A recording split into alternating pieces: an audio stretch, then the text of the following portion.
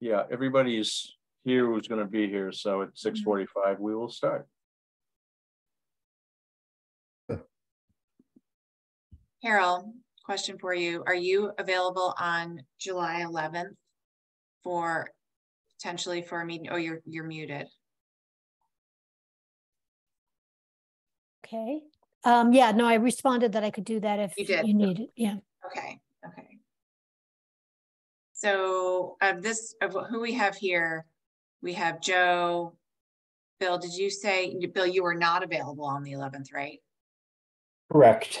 Okay. So no Steve, no Bill. No. Yeah. But there's no meeting on the 4th, I assume, right? No. No meeting on the 4th. And there's no meeting on the 18th. Well, we do have a meeting scheduled for the 18th, and we would be just moving anything that would go to the 4th. We would be moving it to the 18th. But Kim Turner was asking if there was a way that we could squeeze a meeting in between for them for Frog Pond. So I'm just trying to see if the 11th would work, but we do have to make sure we have a quorum. So anyway, I'll just work on that. I'll keep working on whether or not that's a possibility, and I'll let you all know maybe that we make it work. If not, we might have to stick with the 18th. And can I ask a question before we get started? You guys have probably all seen, there's been a couple stories in the paper that the city may go forward with the parks, but not the culvert work. And I think we had approved the work to shore up the boardwalk, the culvert. I don't even know exactly what that is, but has anybody heard anything more about how that will proceed, or does that come in front of us again? So you're right. We did approve the culvert work as part of the Central Waterfront project. Is that what you're referring to? Yes. Yes. Yeah. And for a number of different reasons, which I'm not super familiar with, so I don't want to talk about them. They can't do that culvert project now. So, and they're doing the whole thing in phases anyway. So that would be part of a later phase of the project that we permitted. So it doesn't necessarily mean we have to change anything. It just means that they would be doing up to a certain point. They are going to be doing some work on, like, I believe some utility work related to that culvert, but they're not actually doing the whole thing. So they would just be doing it in phases. It would all eventually get done the way it was permitted. Okay, thank you.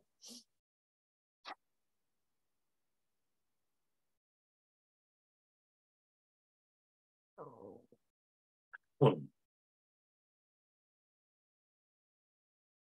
right, another minute or so.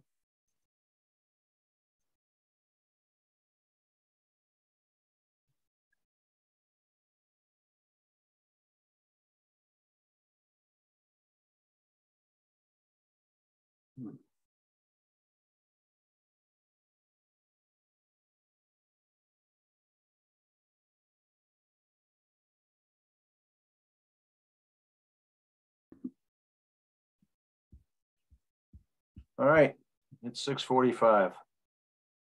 All right, let's bring this meeting to order. This is the June 20th, 2023 Newburyport Conservation Commission meeting. We're taking place on the Zoom platform, and this meeting's being recorded. The first item are the approval of the meeting minutes of June 6th. Anybody have any comments, questions, changes? Motion to approve. Second. All right, roll call. Steve Moore. Yes. David Vine. Yes. Carol Wagon. Yes. Bill Mullen. Yes. And I will vote yes. So next item is Plum Island updates. Do we have any updates? Okay, there was an MRBA meeting last Friday, was it last Friday or two Fridays ago? And it was a good meeting, talked a lot about Salisbury Beach, a little bit about Plum Island and getting the debris from the Coast Guard station off the beach. which is, we're still working towards getting the appropriate permits, or not, we are, DCR is working towards getting the appropriate permits to get that off the beach, hopefully under some emergency measures because it is a safety hazard. And not a whole lot else to report right now. Just Nothing about the jetty? Nothing about the jetty.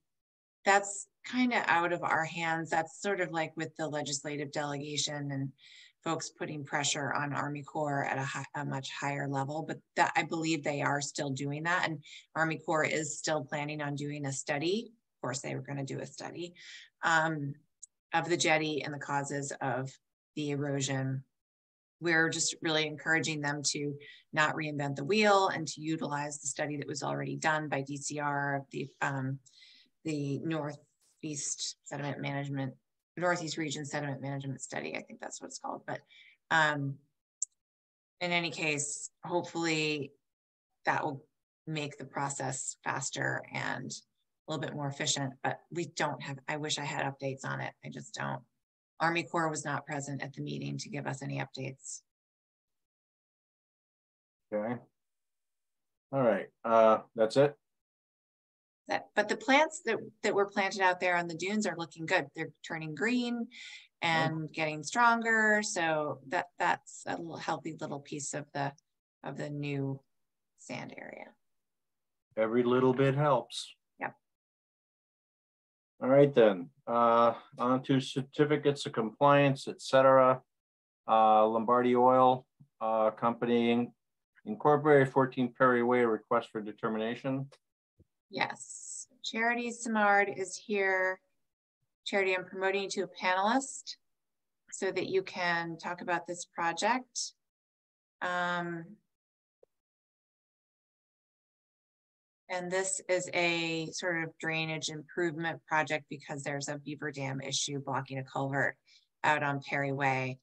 And they've come up with an innovative sort of environmentally friendly solution for how to deal with it. But I will let I'll let Charity give a brief summary of the problem and then the solution. Charity, sure. Yeah, okay. So we are located out on Perry Way in the industrial park, and we have a retention pond next door, and the pesky beaver has blocked the culvert that drains the retention pond, and it's flooding the street on Perry Way. So we are looking to build a beaver dam, a beaver deceiver, so that the water can flow through and the beaver can keep his happy home without flooding the street. That's what we're looking for approval for. It's kind of a wired structure, and it extends there's a pipe that extends out to the middle of the pond, so that the culvert can drain at the same time as you can see the beaver backfills the pipe area, but it doesn't stop the flow of water. And this is to eliminate killing the beaver.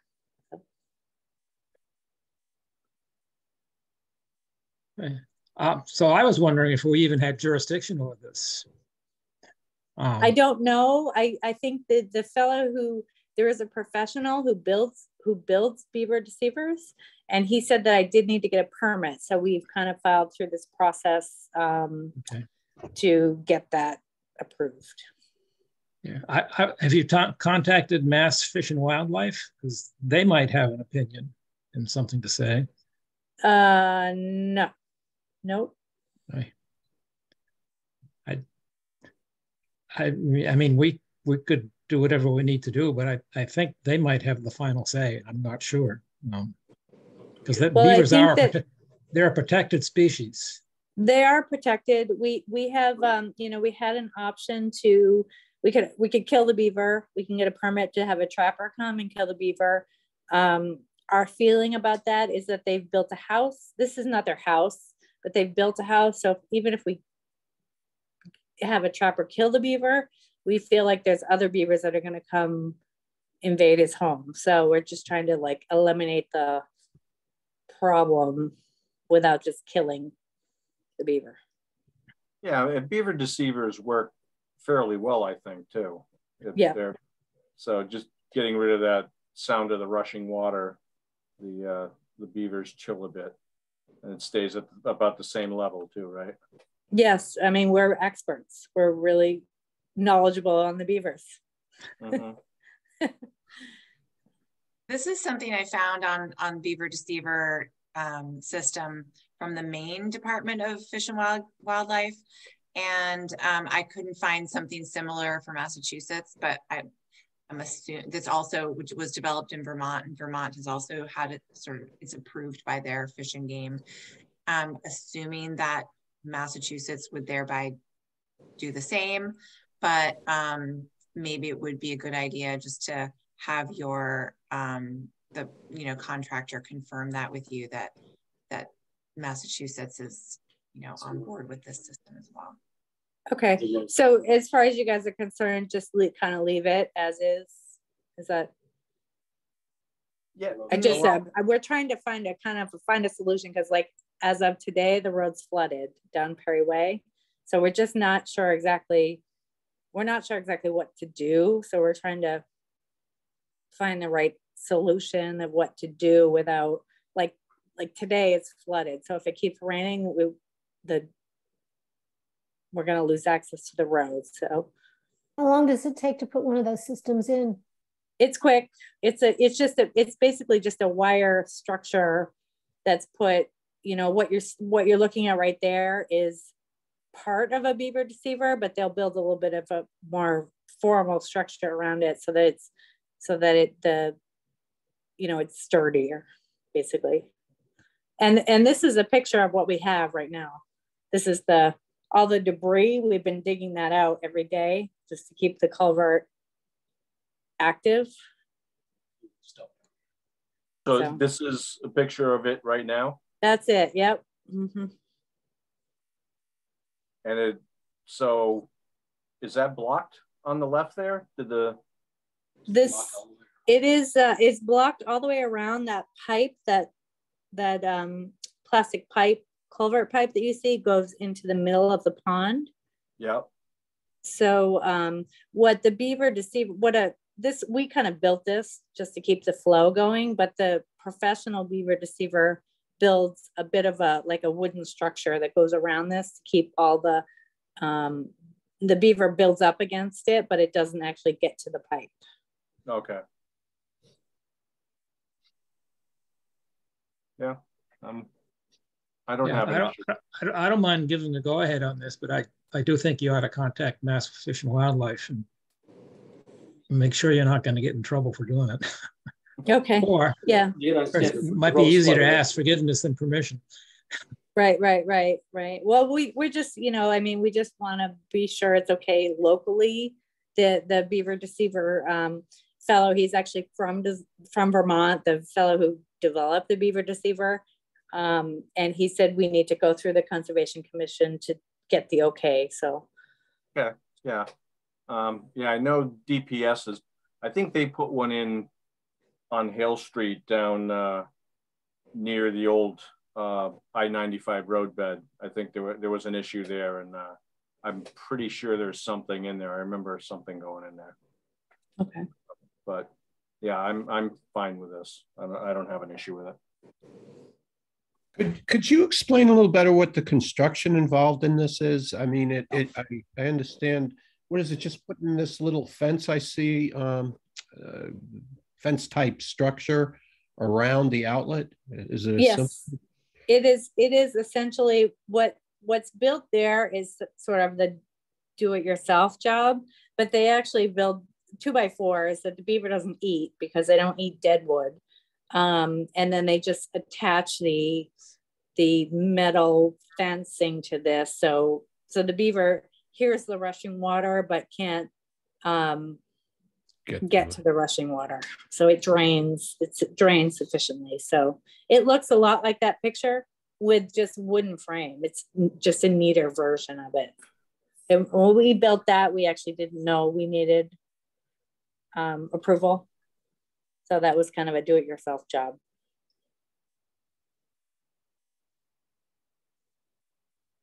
Yeah, that's the formal looking picture, pretty picture right there. Yeah, I'm pretty sure these things work pretty well too, so. Yeah. So, anybody else have questions or comments or concerns? Yeah. Okay. Anybody want to make a motion? I'll make a motion to issue, I think it's a -2 determination. Yeah.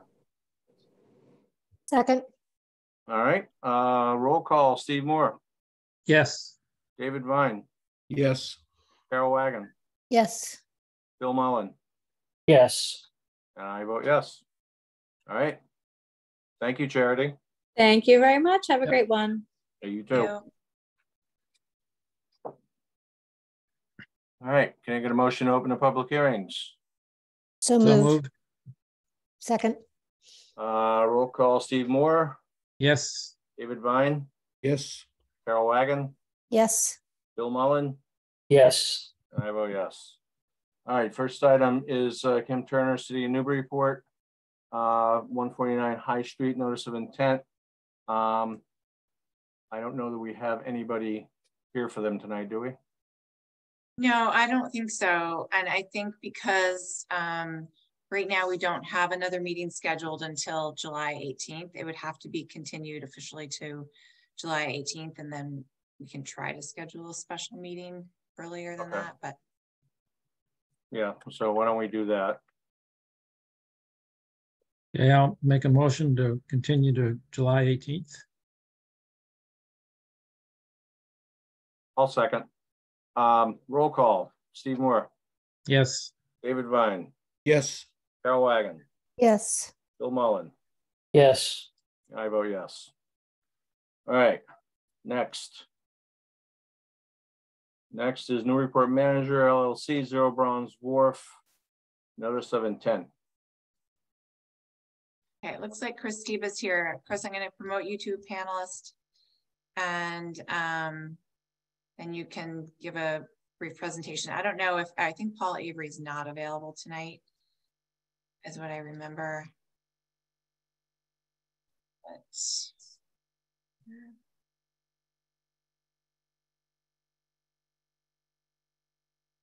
okay, so I don't see. All right, where's Chris? Chris, he was on. Not on anymore. I promoted him to a panelist. If anyone else is here representing the project, could you raise your hand?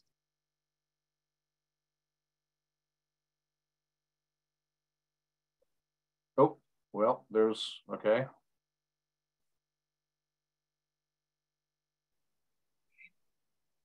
Did you promoted the telephone? I'm looking at the telephone wondering who that is. So I allow them to talk. If they want to speak, they are able to right now. They can unmute themselves, but I don't see anyone listed. No, I think Funny Chris, because Chris was here. yes.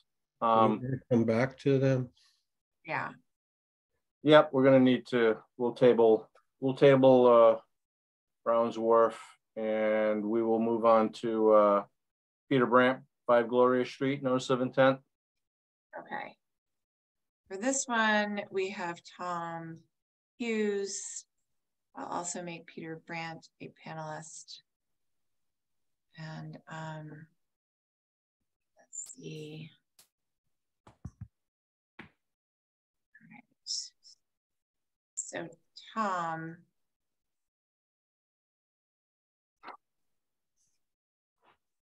I wonder if I'm just losing people. No, okay, Tom's here. Hi, good evening. Hi, Tom. Tom Hughes on behalf of Peter Brandt for 5 Gloria. So 5 Gloria is actually, if it's okay, can I share my screen? Oh, you're muted, Julie. Go ahead, Tom. Sorry about that. Okay, thanks.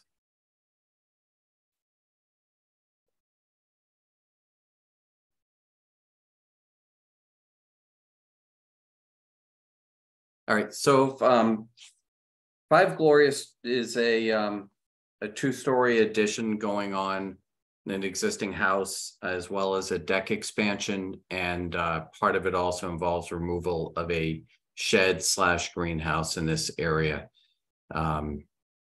So this is the lot. It's the second lot in on Gloria Street on the left or on the north side. Give you an idea of where that is on Plum Island as a whole. So you can see the existing home is located out of the floodplain. There is a little bit of AE9 that comes into the site, but we're not proposing any kind of structure work there. We are proposing removal of a little bit of Japanese knotweed and putting in some native vegetation in that area. Here's a view from the south. You've got the house kind of located in the front left corner, or the southwest corner of the lot. You can see this sort of large shed / greenhouse area that is right next to the building. There's a deck on the back. You can also get this view, and these are April 2023 photos, so you can really see, you know, good detail of kind of what's out there right now. There's a big sand area out here where they hang out and enjoy, a big kind of, you know, parking area here in front of the shed, the building. So they'll be doing a 2-story addition, and then they'll be extending this deck and actually partially reconstructing and possibly entirely reconstructing the deck once they get into it. So we've shown the details on the site plan with the deck being entirely reconstructed. So let me zoom out on this a little bit. So you can see the existing front elevations, and then the exterior elevations, and then I'll show you the proposed. So the proposed, you can kind of see how that addition kind of fits on, and then you can see. Let me see if I can get a better view of that. So you can kind of see you've got the addition, and then you've got the deck right next to it. The existing solid foundation is not going to change. The exterior deck and the addition work. So the addition work and the deck work will all be supported by piles, and we've shown pile locations there. The existing foundation will remain. We provided you with a letter from a structural engineer showing that that's adequate to support the existing house, and then the addition and decks are all going to be pile supported when done. It's relatively simple. We increase vegetative cover mainly through removal of that shed and tidying up some of the unvegetated areas on site by about 180 something square feet. Again, it's a fairly straightforward project, not located in the floodplain, located near the AE9, but it, you know, in a back dune environment on the back side of the island.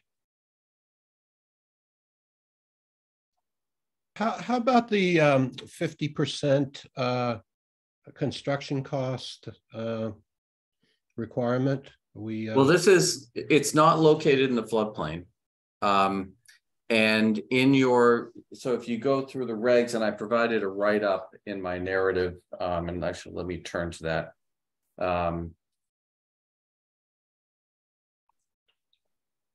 Essentially, David, it's the 50%, 25-50% rule would apply. We would ask for that kind of an analysis done on this project because there is so much renovation work going on, and you're correct. And it doesn't matter where on Plum Island the structure would be. It would have to go up on pilings if it was substantial improvement, except we do have this exception for if you're outside of the V zone and the AO zone, and a structural engineer certifies that the existing solid foundation can remain, then that can remain. But any new additions obviously still have to be elevated.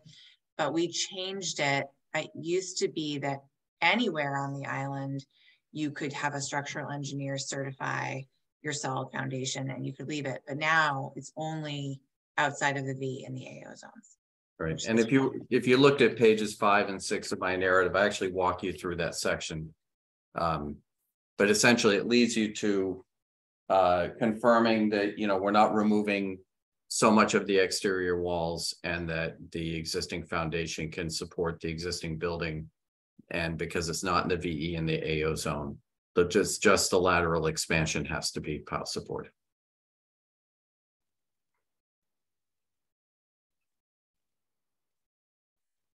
So, I mean, it's relatively straightforward then, once you take the substantial improvement thing and you address that with respect to performance standards. You know, we're removing the shed from the lot. That's mainly because recently the zoning interpretation has now included that basically if it's a structure with a roof, under most circumstances, it counts towards your FAR.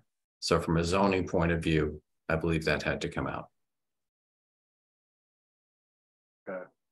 Tom, can you go back to the aerial views? Yeah, sure.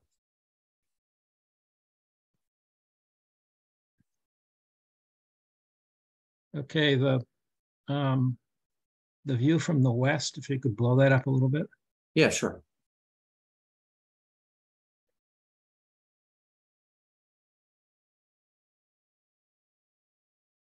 Okay, so there's a roofed structure there now in the back. Right. Is that all going up or is it just part of it? No, so the 2-story addition. So look at this, sort of how you've got this here, and then we'll go to the architectural views. So this is the existing structure, deck here, right? And then shed coming out. So here is the existing structure, and then you've got this two-story addition that kind of goes. But it's not covering the entire roof line right there. Oh, there just it is. that. Okay. Got it. Okay, all right, I see. Yeah, so it's, you know, it blends into the building in a way that, so it kind of architecturally looks intact, but it's not, you know, when you look at here's your existing building, here's our addition. Right. And there's an additional deck to the right of that addition? The additional deck, yeah, there's additional deck that will go around the addition and extend this deck out. But we're removing so much of this stuff here that we make up for it with the addition. And there's a table, I think so we're increasing, by removing knotweed, we're increasing native vegetation, but just the general vegetative count increases by, you know, 181 square feet. But when you include, you know, we're getting rid of 693 square feet of knotweed, and then just regular sort of overgrown long grass, we're getting rid of 462. So in terms of an environmental benefit, aside from the dune performance standard, there's a more significant vegetative benefit.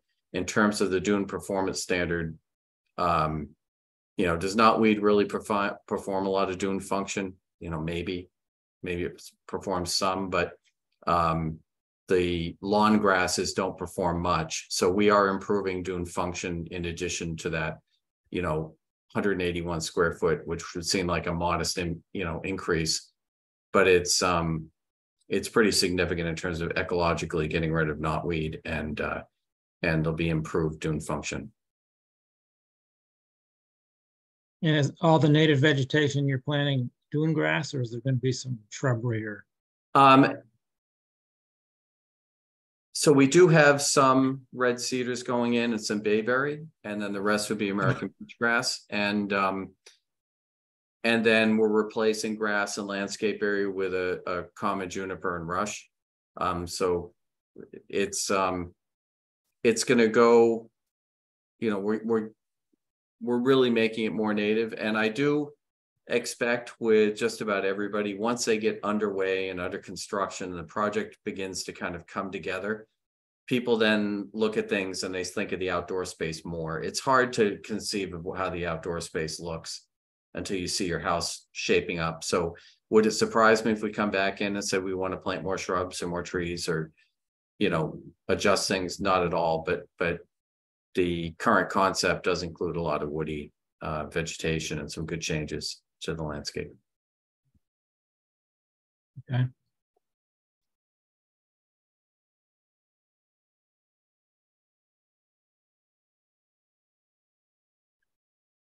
Yeah, I don't have much.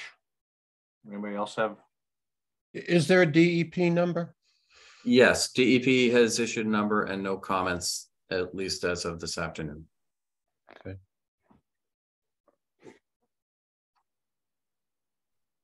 Tom, what is that DEP number? Because I didn't check today. I didn't see it. Give me a second.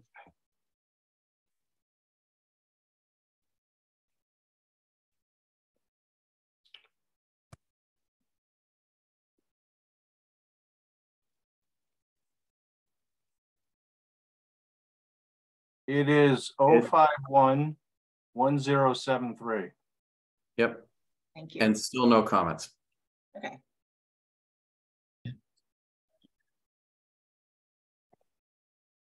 So I assume all this is 2 feet above grade. Yes. Okay.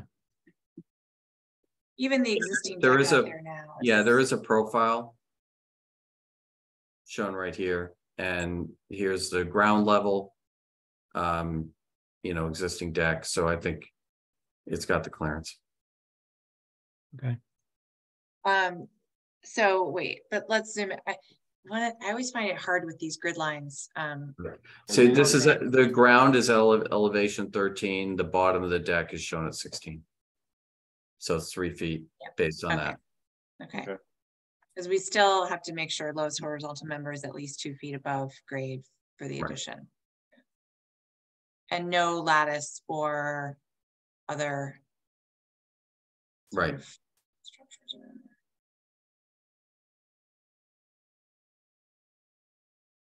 there. Yeah, those are shown. It's shown as open, except, you know, the existing building, obviously, with solid foundation.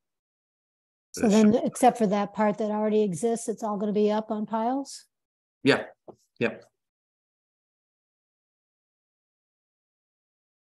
And there's quite a lot of sand and sort of bare area already around that site. So hopefully this might end up in an improvement in terms of vegetation. Yeah, it is, you know, it is an increase in vegetative count. They still want to keep the fire pit sand area where they currently sit, because it's, you know, and frankly, if we plant it, it'll form over the years again, right? So it's better just to have that area defined.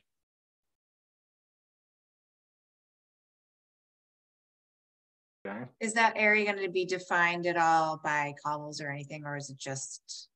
No, right now it's just going to kind of stay the same it is. You know, if you wanted to put a condition that would allow them to edge it with cobble, but that is, you know, they're a young couple trying to afford some pretty significant renovations, so I wouldn't want to Yeah, sure. put that cost on them. But if they're willing to do it and want to do it, if you put that condition in there, then they could choose to do it if they want.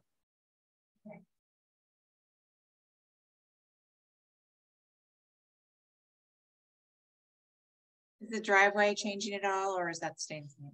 It's being cleaned up a little bit. We're going to plant around here. If you look at those aerials, you know, the existing condition survey doesn't really do it justice, but when you go back to the aerials, you can kind of see, oh, this is a little dark, but there's just kind of stuff everywhere in there. And when you look at this, you can kind of see it. I mean, is that a fence around the, that's a fence there? Around the sandy area? Yeah, actually it does look like there's an existing fence back in there. The site plan does talk about the existing fence. Okay. Yeah, and the plan was to leave that and not touch it. You know, it certainly looks like it's been there a while. An open fence? It looks like it's open? No, that's a sort of a privacy, because they're sitting here enjoying themselves, and this is wide open to the main road out here, so they do get quite a bit of privacy out of that, and that has been there, like I said, that it certainly is well worn and well aged. Yeah, yeah, so if any additions are made, they need to be 50% open and Right, yeah, no new fence, any replacement would have to meet your fence guidelines. Yeah. Just thought I'd say that out loud. Thank you. I'll put that as a special condition. Yeah, that's fine. What kind of tree is that that's right there by that fence? Do you know? No. Up by this? Yeah. I don't know. I did not key that out. Okay. There's no plans to touch that. All right. It's a northern catalpa. What is it? Northern catalpa. Okay. Thank you.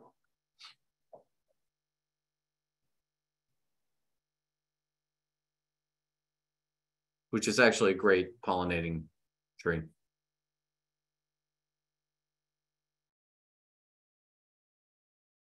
Okay. So do we have anything else? I'm okay. Okay.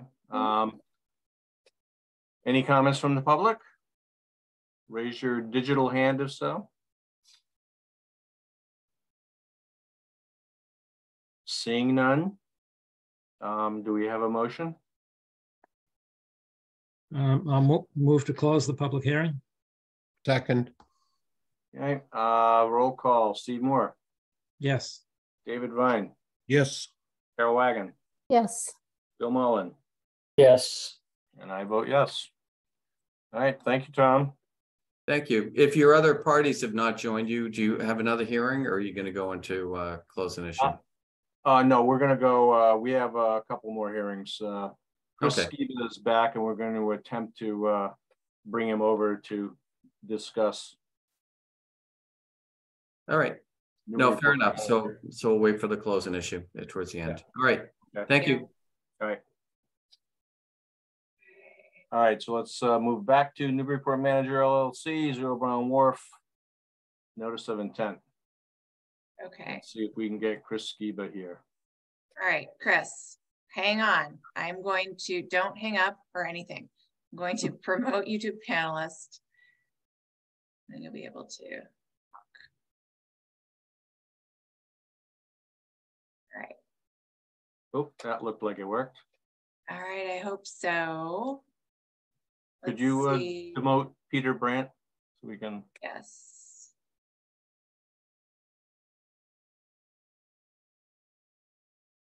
Okay. Now let me try to find the right.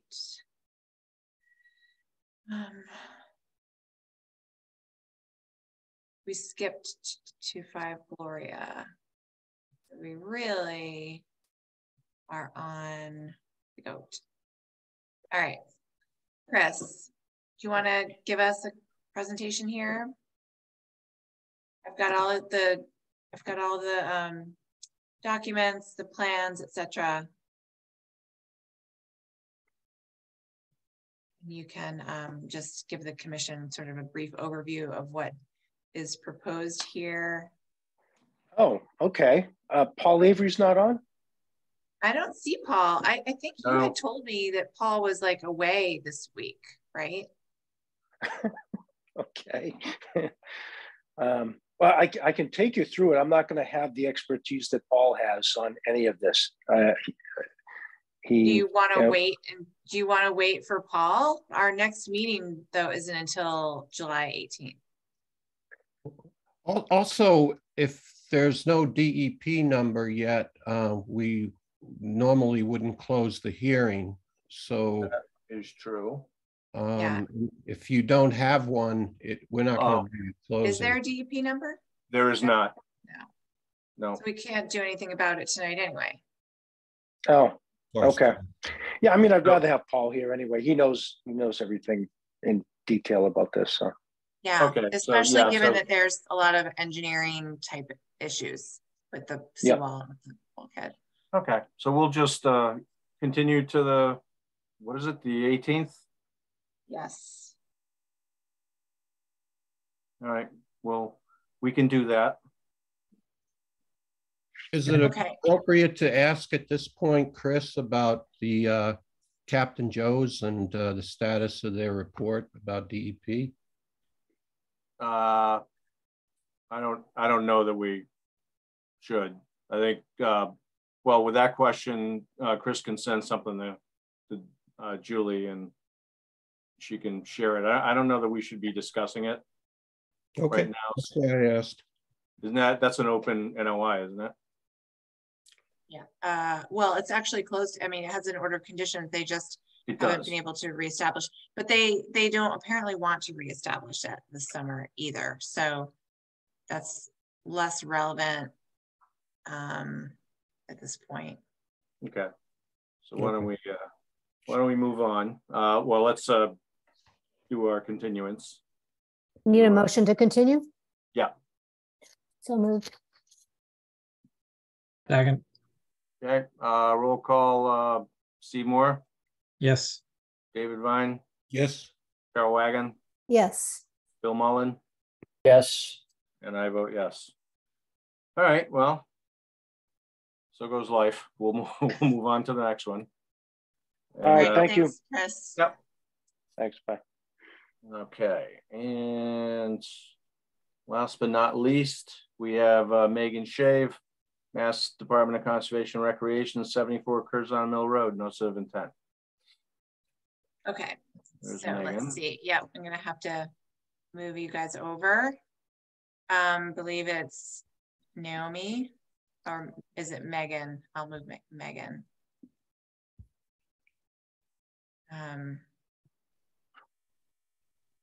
If anyone else is here who wants to present or speak to this, yeah, I thought so. Okay. Yeah. All right, great. So let me pull this up.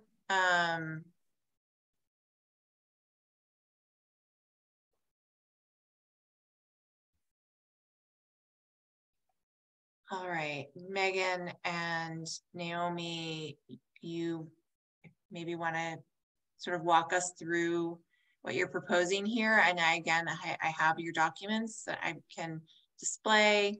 Here's a map of the project area. But why don't you guys give us a quick overview? Okay, I can start. Good evening. My name is Megan Shave. I am a senior inland ecologist with the Office of Natural Resources at Mass DCR. And tonight we're presenting a project that's part of our regional invasive plant management at DCR. So starting back in 2017, DCR did a series of regional invasive management plans to help us in allocating our resources and targeting our invasive plant management to areas and state-owned properties that we found to be particularly ecologically sensitive.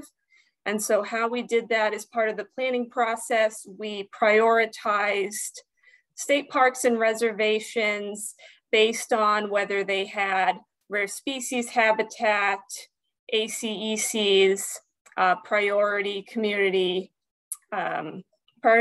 natural communities, as well as the different biomap 2 priority communities. And based on that ranking for the North region, Maudsley State Park in Newburyport has ranked highly. And based on that, we are looking to incorporate it into our ongoing invasive plant management contract. So we are partnering with SWCA to secure our permits and carry out this management activity. And so with that, I will turn it over to Naomi with SWCA to go into the NOI we're presenting tonight. Thank you, Megan. Naomi Valentine from SWCA, like Megan mentioned, supporting DCR's presentation for a notice of intent for invasive plant management at Maudsley State Park. Just right off the top, I wanted to mention that we did receive a Mass DOP file number. It's 0511072. And we are still waiting for response from Natural Heritage, but worthwhile to present to you all anyway, I'd say. So we are submitting this as an ecological restoration limited project because the work is limited to invasive plant management only, which is one of the other categories under an ecological restoration limited project. And the interest of the act that it's looking to enhance is wildlife habitat enhancement by creating space for native vegetation and reducing the further spread. Creating space for native vegetation and reducing the spread of invasive vegetation. Hopefully I didn't flip-flop those accidentally.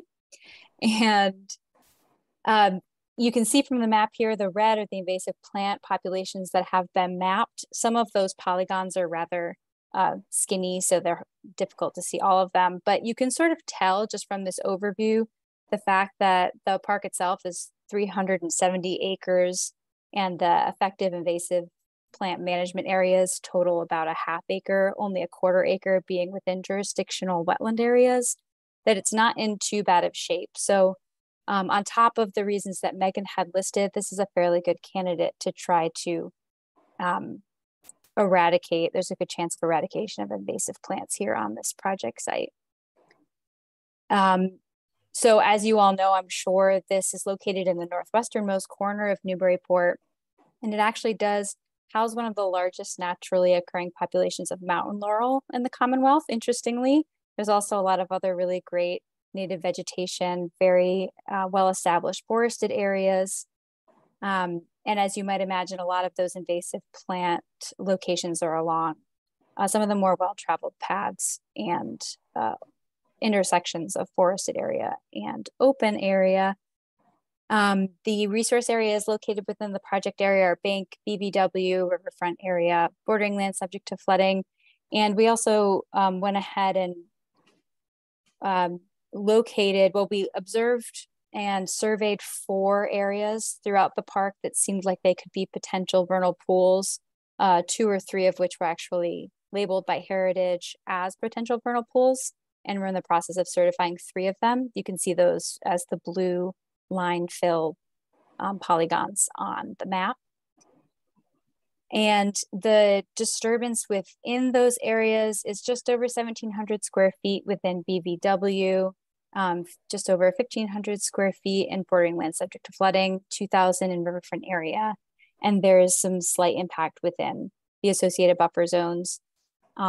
There's only one invasive plant. It's a multiflora rose plant that's right on the line of one of those vernal pools. Other than that, they're only in that 200-foot setback. The invasive plants that have been located on the site include Japanese knotweed, autumn olive, Japanese honeysuckle, Japanese barberry, Asiatic bittersweet, multiflora rose, Phragmites or common reed, burning bush, Norway maple, and leafy spurge. And we included, because invasives are dynamic, all plants are subject to change and can move around with animal activity and other dispersal methods. The management plan is submitted as sort of an adaptive management plan. So you may have noted there's both a fairly thorough table that outlines the different types of management approaches that might be taken, as well as a decision tree, which is submitted to help the commission understand how DCR would make a decision about what methods for what invasive plants to use. And it's organized by both the type of plant, whether it's vine, if it's woody, if it's herbaceous, and also the method in which it spreads, because those are the 2 factors that really indicate management technique. And so the least impactful management technique will always be the chosen application, but that is predicated by the understanding that it needs to be a management method that would be effective for that plant. And so the decision tree, which I think was right before this, Julia. Oh, is it this one? That's fine. It'd probably be hard to read on the screen anyway, but. Is it part of the notice of intent itself? It is, within yes. that document? Okay, let me it's in this appendix, but essentially just lays out who might be conducting the invasive plant management, because some of these things can be performed by volunteers and with the oversight of skilled managers or DCR ecology staff. And some of them would need to be contracted out to folks that have more specific licensure, like herbicide application licensure, or expertise in that invasive plant. But that is the long and the short of the project. Hopefully I haven't been droning on for too long. Be happy to answer any questions. Have any discussion about the methods of management. Okay, I spend a lot of time out there.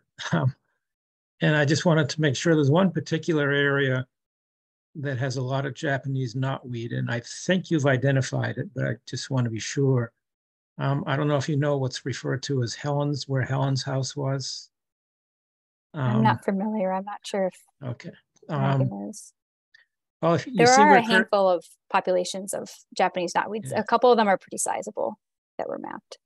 Well, if you see where the red dot is at the end of where it's labeled as Curzon Mill Road, mm-hmm. and if Right you here? follow that road down towards the river, in the park, Oh. down, yeah, keep going, keep going, keep going, and then turn to the right. Those two dots that are there together. Do you know if that's Japanese knotweed? Can you tell, or do you know? Let me look really quickly. I think it possibly could be. As certainly we have in our ArcGIS maps, they are mapped to species. But I think I know the area you might be talking about. It's near one of the intermittent streams. Yes, and there's a bridge over it. Yes. Oh, yes, So yes, that there is is mapped. not. Yes. Okay, because there's a lot of It's white not. trillium in there, which the Japanese knotweed is not helping at all. So yes, that crossing there that goes over the intermittent stream, yes, those points are the knotweed. Okay. And then the two large red areas that are near the two fields up near Pine Hill Road, what's the species that's there? Do you know? I believe those are, at least one of them's autumn olive. Okay. So there's a big swath of autumn olive sort of near the tree line, and then just off the path, kind of in the middle of the field, there's a couple trees, and that's surrounded by autumn olive as well. And that sort of funky shaped one on the left is a leafy spurge, and then the other one includes autumn olive, but is also a mapped population of leafy spurge, which is sort of all over a sloped area. Okay. And then the only other comment I have is you mentioned that the park was 370 acres. I believe when it was purchased, it was 480 acres, and they've added to it. Oh, is that right? Then. These two parcels together, I believe, add up to 370. Maybe it's possible that there's a parcel I've not included. Well, I happened to run into the park interpreter last night when I was out there and confirmed with her what the acreage was. And she said 480 plus whatever they've added to it. Oh, all right. So, good to know. And the only reason I mentioned it is because somewhere in the NOI, you talked about percentage of the land was you're affecting. Mm-hmm. So this would not, I don't know if it makes any difference or not, but you'd have a smaller percentage. It would be even less. So. It would be, yeah. Okay. And that was mostly relative to probably natural heritage areas and riverfront area, I would imagine. One question I have is, and this may be more for you, Julie, isn't glyphosate banned in Newburyport? It is on city-owned property. City-owned property, okay. Yeah, but in addition, yes, so this is state-owned property, except that, as you can see, we've got the water supply protection area. Part of these invasive removal areas are in the zone 2, and I also believe like the zone B. So have you spoken with the water department about your methods in those areas? We have not spoken to the water department, but I did review, well, we should reach out to them. But because glyphosate does have such high affinity for soil, it's not on the state's list for anything that would potentially be affecting of groundwater supply. It doesn't have the capacity to mobilize in soil in that way, but worthwhile to reach out and let them comment. Yeah, I would do that because we do have some pretty strict standards about what can be used, and in other parts of the city within our water supply protection areas, we don't allow glyphosate to be used or other chemical herbicides. So I would just check with them just to make sure if there's an option to do mechanical removal or Sure. some other sort And of. there's so few problematic species that overlap. Problematic meaning like really you kind of need to use herbicides in order to eradicate them. With that area, I don't think that'd be a problem. I probably shouldn't speak for Megan, but I think DCR would probably be fine with that being a condition. Yes, and I believe that area, if I recall, sort of towards the end of the gas pipeline there was mostly the woody invasives. It was, and they're all very small. Yes, so one off, I think probably the biggest thing in that area, there is a tangle of climbing bittersweet. But again, if we need to, we can still cut it at the base, you know, and either cut stem treatment if we're allowed, but if not, we can always just cut that bittersweet. And then the rest, as Naomi said, they're pretty small woody invasives, so they could be treated manually or mechanically with pulling. Okay. So this is a 5-year plan, is that correct? Yes, that was the request. Okay. So if, for instance, Japanese knotweed is rather difficult to get rid of, so you would come back every year and retreat whatever ever happened to grow? Right, combination of cutting and management and sort of making it use up all of its energy reserves before a selective herbicide application is the best method. And when you do that effectively, assuming it's not, you know, spreading all over the place, it's feasible to manage within that 5-year. Could be even less if you can get out there at the right timing. Okay. Yeah. Well, I'm very glad you may have 3 vernal pools there too, because I certified all the other vernal pools in town, and I'd like to see some more be found by somebody. And there's, so you think there's one like right across from the parking lot area? Yes, yeah, so one of them, yep, it's behind, okay. Kind of behind, I think that's by the headquarters there. Yes, it's kind of, it looks like it might have been an irrigation pond at some point, but when we surveyed it in May, we found wood frog tadpoles and other evidence to support submitting it for certification. That would be fairly good evidence. Yeah. Cool. I've seen wood frogs in there, so. Very good. And I've heard them in the other 2 that you've defined, so. Oh, you've heard them over there too? Yeah. Steve's out there a lot. So. You'll be the best monitor. Mm-hmm. Yeah, and on that that patch of Japanese knotweed that I mentioned near the bridge, is there a way to get in there and not disturb the white trillium that's in there? Or? I think so, because the stems are separate enough that if you cut it and do some sort of stem application, I mean, you can never guarantee, I suppose, but really should not have any impact on anything around it. Okay. Short-term loss for long-term gains. Yeah, but there's hardly any white trillium out there, so you don't want to lose what little you've got. Okay. Yeah. And I've never seen it anywhere else. So. Yeah, it really should be feasible. Those are fairly manageable, those 2 patches. All right. Do we have anything else? I'm not hearing anything, so I will ask the public if they have anything to say. Raise your hand, Peter Grant, if you want to say something. Brant, if you want to say anything, but otherwise, I think we're good. Anybody want to make a motion? Make a motion to close the public hearing. I second. Roll call. Steve Moore. Yes. David Vine. Yes. Carol Wagon. Yes. Bill Mullen. Yes. And I vote yes. All right, thank you. Thank you all for your time. Thank you. All right, that is everything right now. You got a motion to close the public hearings? So moved. Second, Roll call, Steve Moore, yes. David Vine, Yes. Carol Wagon, Yes. Bill Mullen, yes. and I vote yes. All right, we have 2 orders of conditions.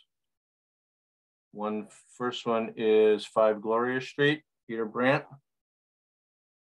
So for 5 Gloria Street, we would use our standard Plum Island special conditions, which include things like no soils or mulches may be used, for landscaping, only approved beach grade sand, etc. No disturbance of vegetation. Any vegetation disturbed must be replaced with native plants suitable for the Plum Island environment, that kind of thing.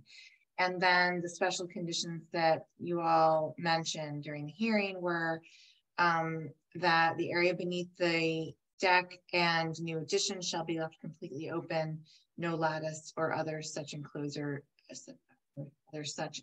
shall be allowed.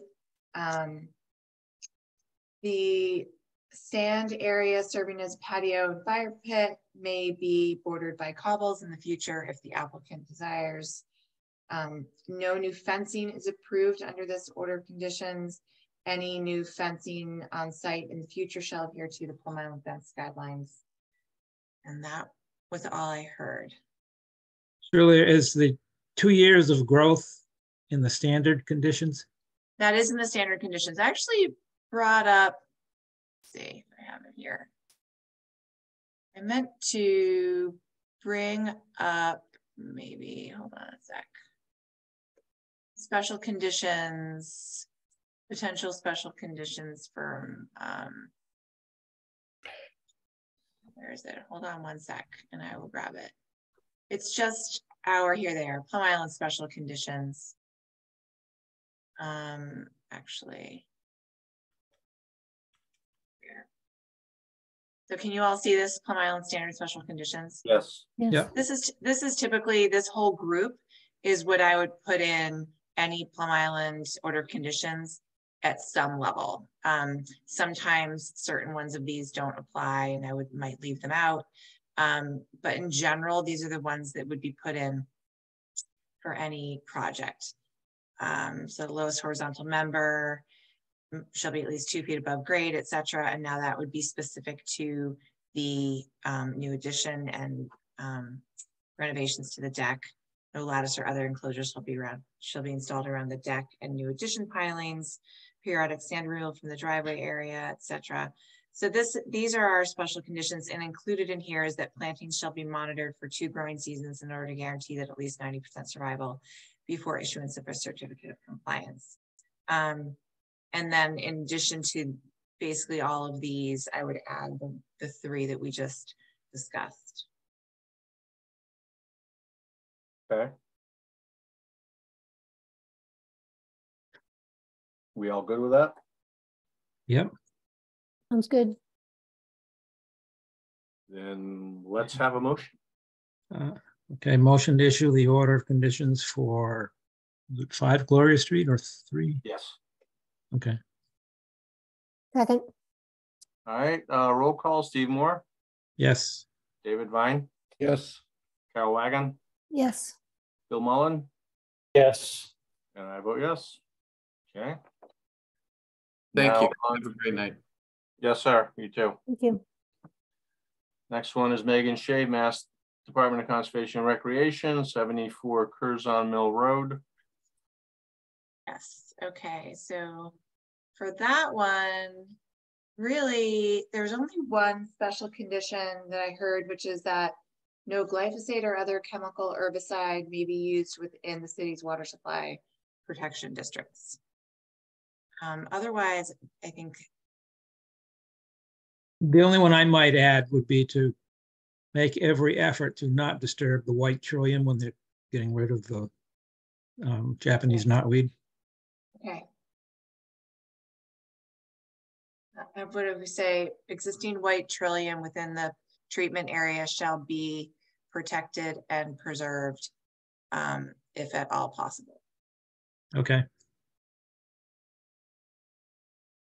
Besides herbicide and To the extent possible. yeah.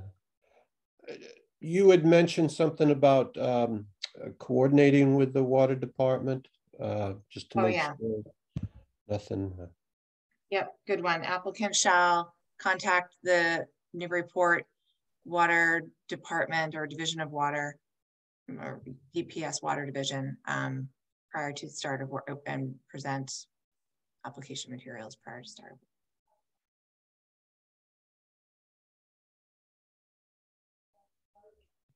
Should we put something in there that Steve should be out there at all times supervising? Yeah. Depends on when they do it. He'll be there anyways, so. You He could help pull some weeds. Well, actually, I have pulled some right in that area I was talking about. If you want to see the mountain laurel, it was a spectacular year this year, and it still is pretty good if you get out there tomorrow. Oh yeah, the little one that I have that half died last year during the drought is totally exploding right now. Yeah. Funny, I have one and it's doing the same thing, but so many of my other plants are not happy. Yeah. Well, at least it's going out there. I'll have to get out there. All right. We didn't vote on this. Do we vote on this? You need to vote on it. Okay. Motion, please. Motion to issue the order of conditions for 74 Curzon Mill Road. Second. All right, roll call. Steve Moore. Yes. David Vine. Yes. Carol Wagon. Yes. Bill Mullen. Yes. And I vote yes. All righty. Thank Motion you. to close the public hearings. Yeah. Oh, they were already closed. Well, we got to close something here. Yeah. Yeah, we got to close the meeting. Want a motion to adjourn? Yeah, we already closed the public. Well, no, Yeah, then we have to close the, we have to open the public hearings. No. Well, we had to open, didn't we? I asked to close the public hearing, didn't I? Yeah, Gretchen? I think we already did it. Oh. You were busy thinking about the white trillium, Steve. I think you were. You were obsessing on the white trillium. And you Oh, still all said right, yeah. yes when I asked you to vote. I'm confused. Okay. I do have one question, Julia. Yep. The landfill, Colby Farm Road, or whatever. Who Yeah. in the city is monitoring what happens there? That's a good question. What is happening there? Well, there are trees growing where they shouldn't be, and the roots are going to get down through the membrane at some point. So I don't know if that's the city's responsibility or New Ventures still has some responsibility, but No, that's New Ventures. That's New Ventures. Billy Tebow's property. Yep. okay. Well, It is still his property, lucky us. The deal with Blue Wave fell through after he convinced DEP to give him all sorts of concessions because he was making the deal with Blue Wave. And the deal with Blue Wave fell through, but he got to keep all of the concessions from DEP. it's too bad because National Grid installed all the poles and lines for that. I know. Well, well, they had to pay for it, so that's their. Yeah. I'll ask Molly Attenborough and the mayor's office if they have any updates, contacts with yeah. How about the groundwater monitoring wells on the Little River Trailhead property? The caps on those are pretty damaged and open, you know. Okay, wait a minute. Hold on. These are the monitoring wells for the landfill that are. Oh yeah. And what road are on? They're on Crow Lane, or where they're in? Here, well, They're at the end of Colby Farm Lane. At the end. Oh, you're right at the end of Colby Farm Lane. And you said they are, sorry, I missed it. They've been like that for they've been like that for years, actually. Yeah, they're damaged.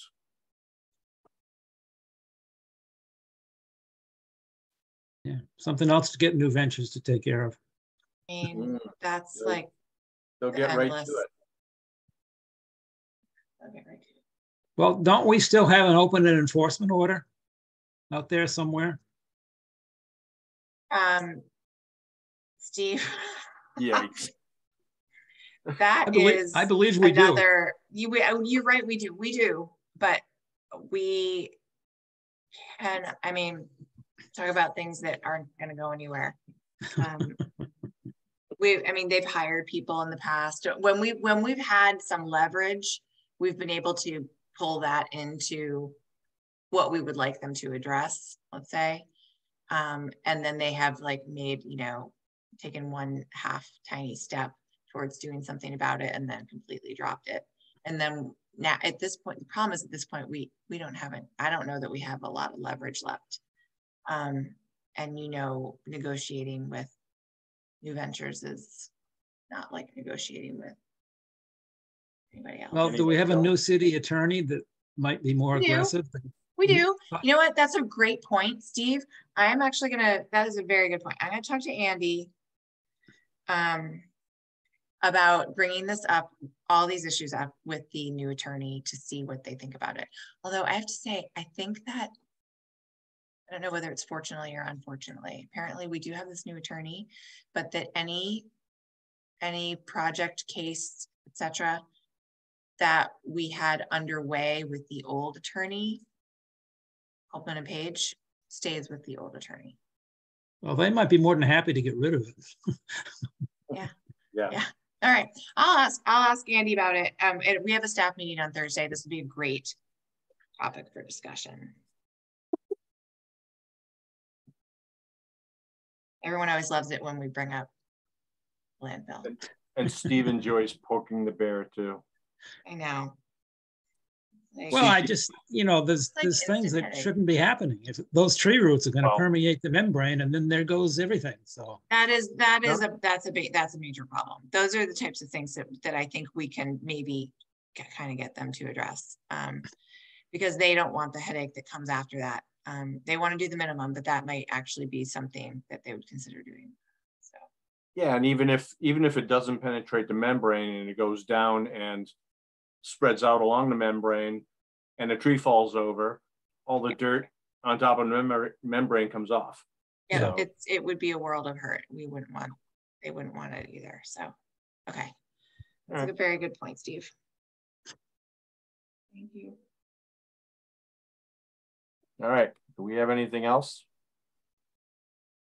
This meeting went a lot faster than I thought it would. Yeah. Well, it helps to have two continued. Well, that's why I'm saying. But can I make a motion to adjourn anyway? You can make a motion to adjourn at any time, Carol. Thank you. I move that we adjourn. Second. Oh, okay. Roll call. Steve Moore. Yes. David Vine. Yes. Carol Wagon. Yes. Bill Mullen. Yes. And I vote yes. Okay. All right. I will let you know. I'll be in touch over email about a potential next meeting prior to the 18th. Okay. So we can happen. Okay. Very good. Thanks, everyone. Right. Bye, guys. Night. Yeah. Bye-bye.